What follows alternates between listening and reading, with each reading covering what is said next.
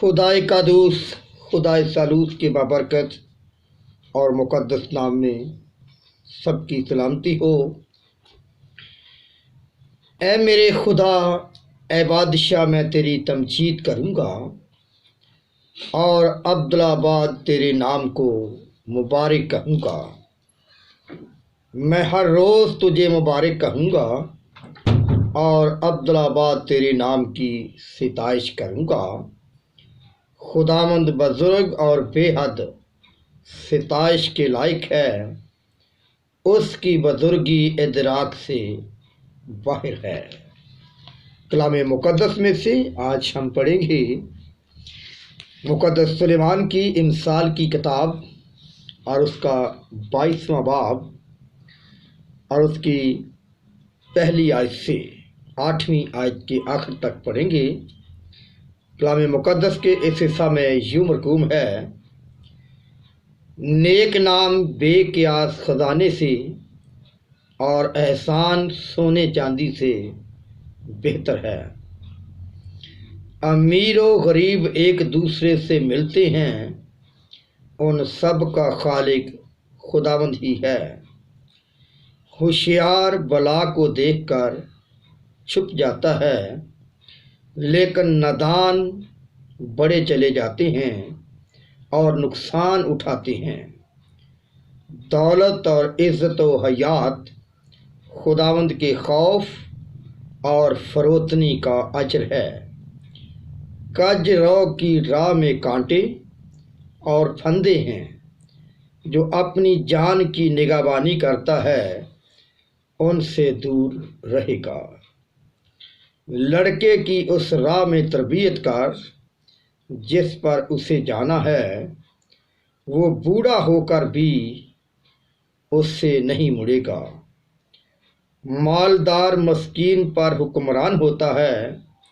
اور قرض لینے والا قرض دینے والے کا نوکر ہے۔ جو بدی بوتا ہے مصیبت کاٹے گا اور اس کے قہر کی لاٹھی ٹوٹ جائے گی۔ کلام مقدس کا پڑھا، سنا اور سمجھا جانا ہم سب کے لیے باعث برکت ہو، آمین۔ خداوند قادر مطلق، آسمان اور زمین کے خالق، کل جہان کے پروردگار کے بزرگ اور مقدس نام میں آپ سب کی سلامتی ہو۔ خداوند یسوع مسیح میں میرے عزیز بھائیوں، بہنوں، بزرگوں اور بچوں، آج ہم کلام مقدس کی روشنی میں اس بات پر غور کریں گے، اس آیت کو پھر سے دوبارہ پڑھیں گے۔ امثال کی کتاب اس کا 8واں باب اور اس کی 8ویں آیت میں لکھا ہے: جو بدی بوتا ہے مصیبت کاٹے گا اور اس کے قہر کی لاٹھی ٹوٹ جائے گی۔ کلام مقدس کی یہ آیت ہمیں اس بات کی طرف متوجہ کرتی ہے جو خداوند یسوع مسیح نے یوحنا کی انجیل میں ایک بات کہی کہ اس جہان کے فرزند نور کے فرزندوں سے زیادہ ہوشیار اور چلاک ہیں۔ مقدس یوحنا کی انجیل میں یہ بات خداوند یسوع مسیح نے کہی کہ تاریکی کے فرزند نور کے فرزندوں سے زیادہ ہوشیار اور چلاک ہیں۔ اور اس چلاکی اور ہوشیاری کے بارے میں جب ہم مکمل طور پر جانتے ہیں تو جو ٹیڑھی چال چلتے ہیں، جو ابلیس کے راستوں پر چلتے ہیں، ان کا دماغ زیادہ کام کرتا ہے اور وہ دوسروں کو پھنسانے کے لیے، دوسروں سے آگے نکلنے کے لیے چالاکی کرتے ہیں، اور بعض اوقات وقتی طور پر وہ چلاک اور ہوشیار نظر آتے ہیں اور شاید کسی وقت وہ کامیاب بھی نظر آتے ہیں، لیکن دراصل وہ کر کیا رہے ہوتے ہیں؟ اس بات کا ذکر مقدس سلیمان 22واں باب 8ویں آیت میں کرتا ہے، اور 8ویں آیت یہ ہے کہ جو بدی بوتا ہے مصیبت کاٹے گا۔ اور اسی طرح پھر مقدس متی کی انجیل میں خداوند یسوع مسیح نے ایک تمثیل کہی، وہ کڑوے دانوں کی تمثیل ہے۔ 13واں باب 25ویں آیت میں لکھا ہے، مگر لوگوں کے سوتے میں اس کا دشمن آیا اور گیہوں میں کڑوے دانے بھی بو گیا۔ اس آیت کے مطابق ہم اس بات پر غور کریں گے کہ جو بدی بوتا ہے مصیبت کاٹے گا اور اس کے قہر کی لاٹھی ٹوٹ جائے گی۔ معاشرتی حوالوں سے ذاتی قہر اور غصے کو کنٹرول رکھنا اس لیے ضروری ہے کیونکہ ناراضگی اور غصے میں انسان کے اندر بدلہ لینے کا رجحان بڑھتا رہتا ہے اور لوگ ظاہری طور پر ایک دوسرے پر حملہ آور ہوتے ہوئے نظر آتے ہیں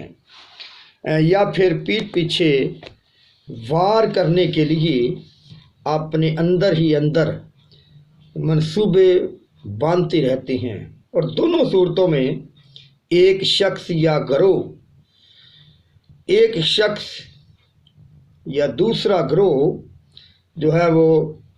ایک دوسرے کے خلاف اس عمل میں شامل رہتے ہیں، اور ایک دوسرے کے خلاف بدی کرنے والا دوسرے کا نقصان چاہتا ہے، اور اس حالت میں پھر بدلہ کرنے کا تہیہ اس قدر مضبوط ہو جاتا ہے کہ اس منصوبے کی کامیابی کے لیے ہر وقت سوچنے کا عمل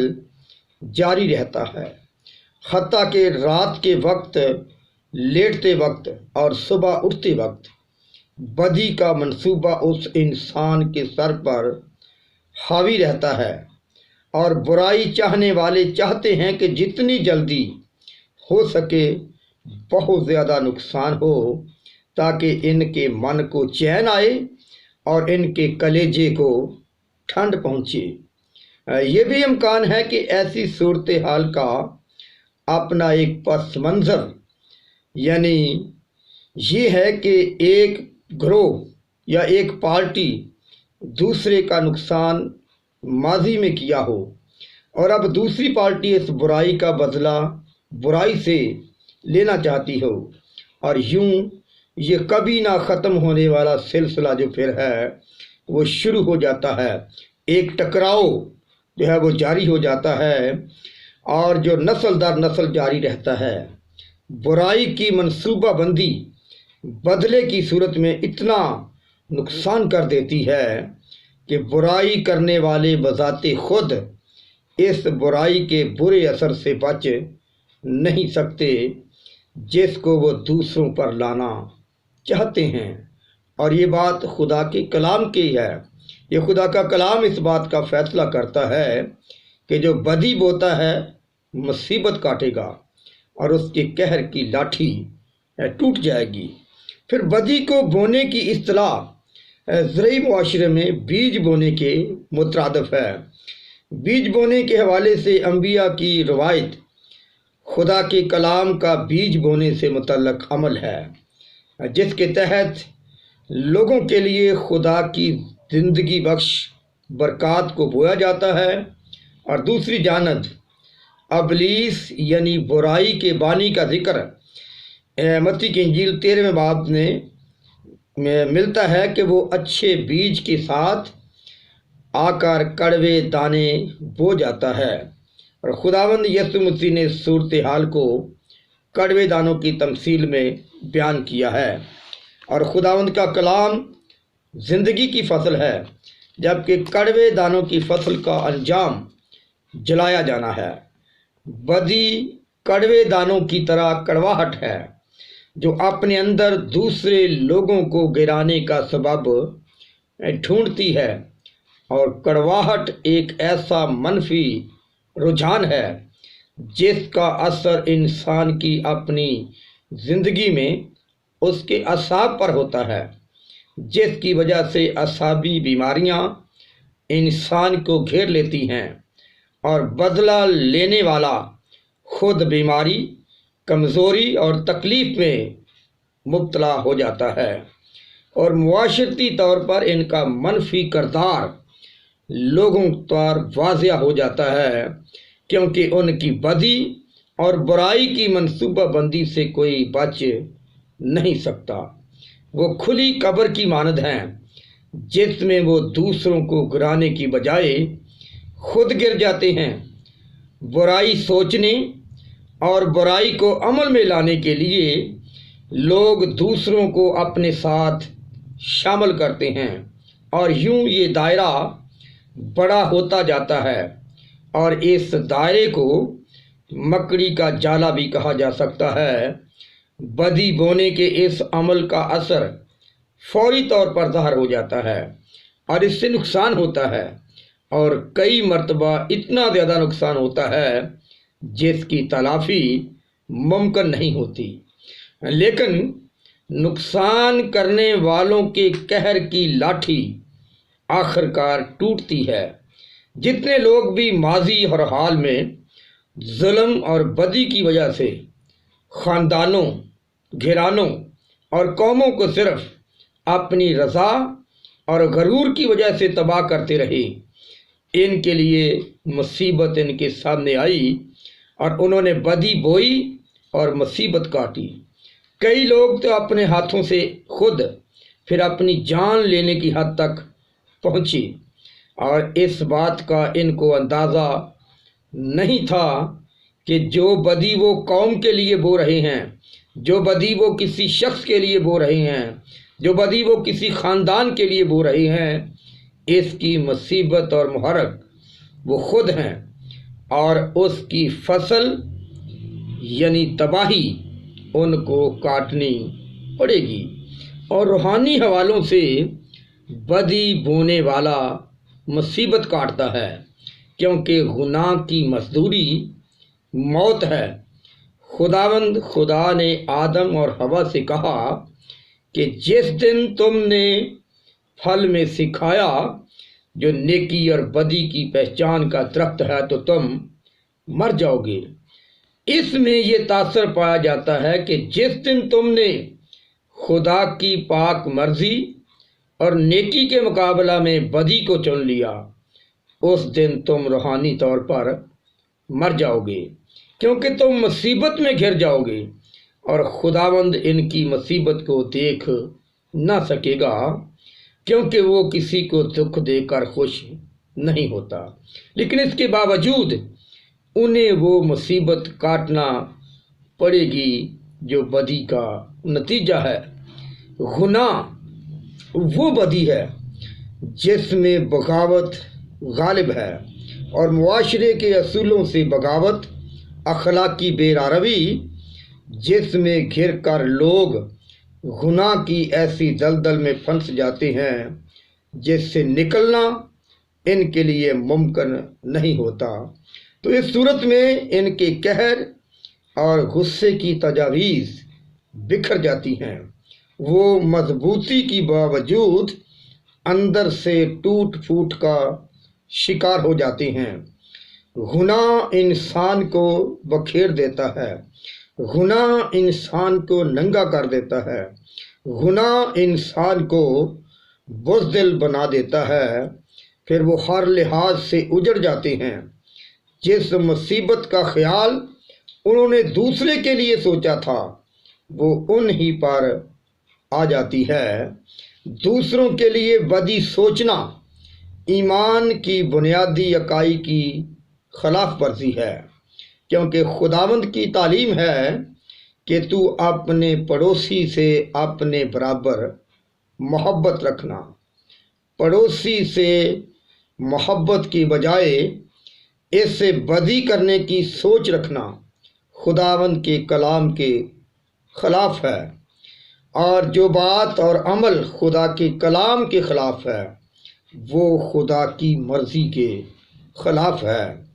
خدا نے شروع سے یہ چاہا کہ انسان آپس میں محبت سے رہیں۔ خدا نے یہ چاہا کہ انسان ایک دوسرے کے لیے محبت کی فصل بوئیں، لیکن شروع ہی سے انسانوں نے ایک دوسرے کو نقصان پہنچانے کی ٹھان لی، یہ برائی شخصی اور ذاتی اور معاشرتی سطح پر بھی نقصان دہ ہے۔ تو اس سارے معاملے کا سرا اس بات سے جڑتا ہے کہ گناہ میں گر کر انسان دوسروں سے جس برائی کا منصوبہ رکھتا ہے اس میں وہ خود ہی گرتا ہے۔ اس صورتحال سے اس طرح بچا جا سکتا ہے کہ بدی کے منصوبے کو نیکی اور بھلائی کی کوشش میں بدل دیا جائے۔ خدا کا کلام ایسے لوگوں کے واقعات سے بھرا ہے جنہوں نے دوسروں سے بھلائی کر کے خدا کی برکات اور فضل میں داخل ہوتے ہوئے نجات کی بھرپور برکات حاصل کی اور خداوند کی برکات میں شریک ہوئے۔ اور ایک ذکر ہے یسایہ نبی کی کتاب میں اخیب بادشاہ کا، اس نے ایک شخص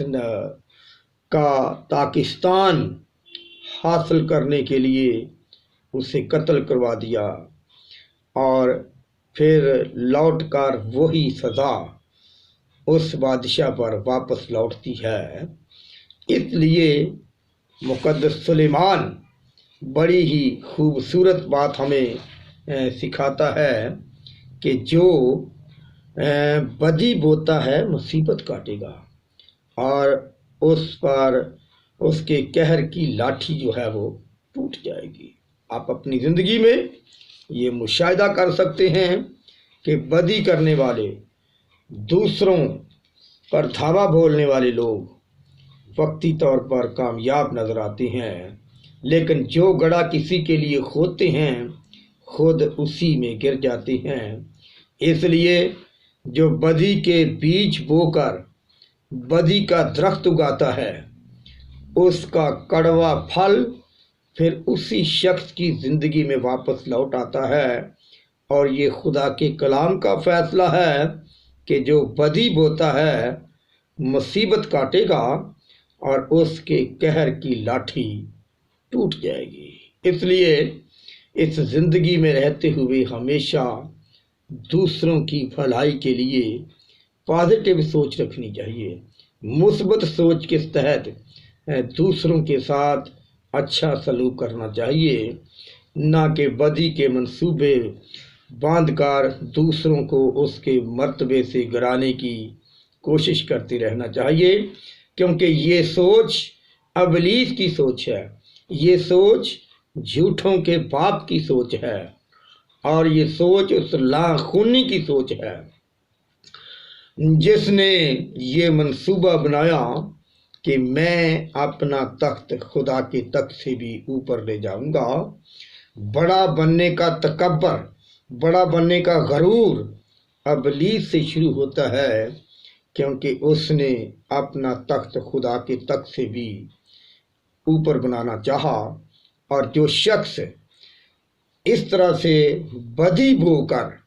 دوسروں سے آگے نکلنا چاہتا ہے، دوسروں کو گرانا چاہتا ہے، دوسروں کے لیے مصیبت کھڑی کرنا چاہتا ہے، خدا کے کلام کا فیصلہ ہے کہ جو بدی بوتا ہے مصیبت کاٹے گا۔ اس لیے اپنی زندگی میں ہمیشہ اچھی اور مثبت سوچ رکھیں اور منفی سوچ سے دور رہیں،